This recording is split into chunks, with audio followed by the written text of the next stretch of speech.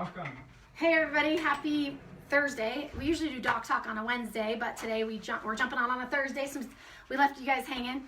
Yesterday was Dr. Heather's birthday, so we had to celebrate that instead. That's very true. Valid excuse. Happy birthday to me, but I'm Dr. Heather Smith here at Livin Well. Dr. Marley. Dr. Chris. Scoot in here, Dr. Chris. All right. All right, you guys, so we're coming on talking to you about the newest article that popped up bright and early this morning, right?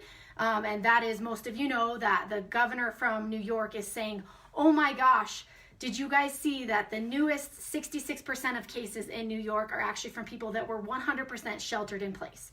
Didn't leave their house.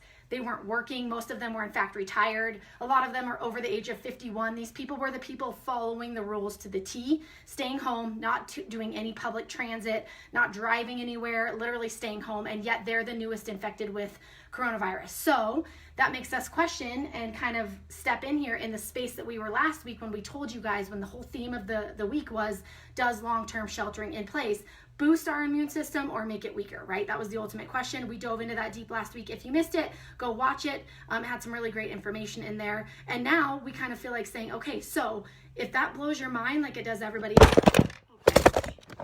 Sorry, guys. It's good, I got it. Sorry, we're back.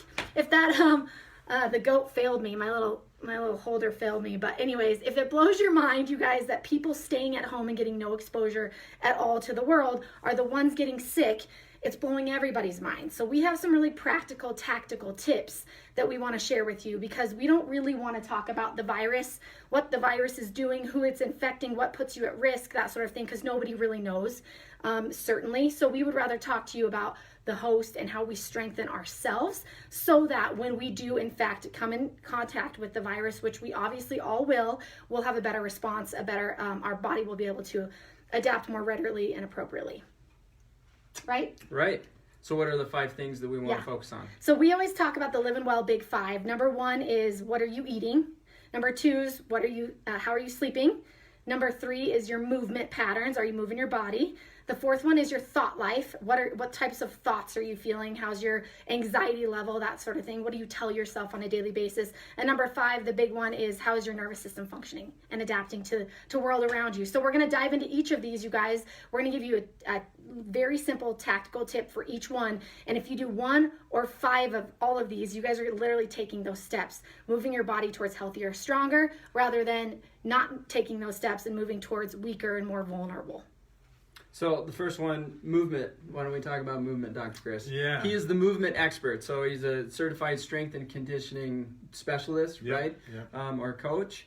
And he has a personal training certificate. So, I mean, in the world of movement, Dr. Chris is an expert here. So how does movement help the host and the immune system? Gotcha. Well, motion is life. So we just want to get you out, get you active, and make sure we keep things circulating within the body. So you can't ever go wrong with recommending walking. So just get outside, get some sunlight, soak up that vitamin D, but get movement. It's not only going to create a good pumping effect on the disc in between those vertebrae to allow proper nourishment and hydration to the disc, but it's also just going to keep things circulating. So that involuntary muscle contraction that you have from walking or jogging, if you want to bump it up, will keep the lymphatic system working, keep things circulating so your body can filter out toxins and function to the best of its ability with things.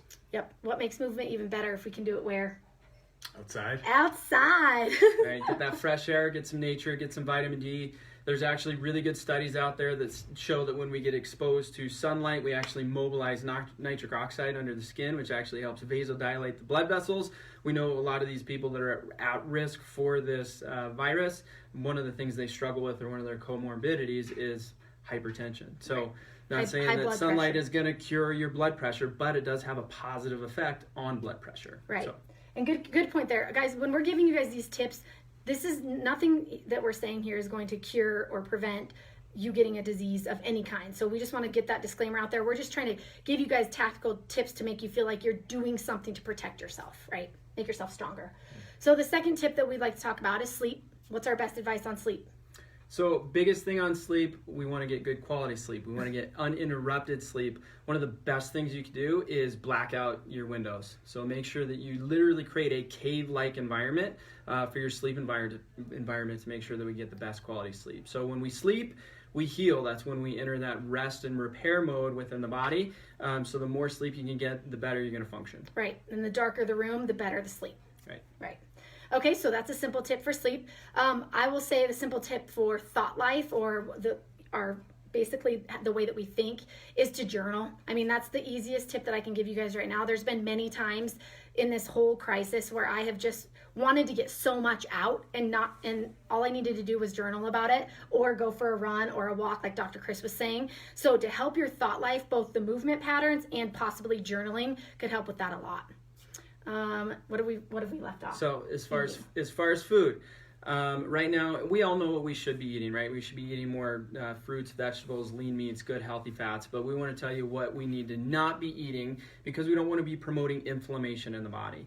The things we want to avoid are going to be sugar, grains, and dairy. All of those are going to promote an inflammatory cascade in the body and just fuel any illness, any sickness. Right. Absolutely. And then the last thing is obviously the nervous system. We're your nervous system docs here talking to you. So we save the best for last. And we have a really awesome tool in our clinic that we can actually detect how well your nervous system is adapting to its environment. Do you want to tell them about, Dr. Chris? Yeah, it's so cool actually that NASA is actually using this technology to see how well their astronauts are adapting in outer space. But it's called heart rate variability. It's going to measure what's called your automatic nerve system, or the fancy term is really going to be your autonomic nervous system. But it's the aspect of your nervous system that allows your heart to beat, your stomach to digest food, and your lungs to breathe without you consciously thinking about it. So with the system, we'll be able to tell if somebody's stuck in that sympathetic fight or flight dominant state, that we know if we're stuck in there, it's ultimately going to be suppressive or compromising of the body's immune system. Exactly. So that tool that we have in here lets us determine whether someone's stuck in sympathetic state, which is compromising their immune system, or if they're closer to that midline between the rest and digest and the fight or flight, which is great for the immune system.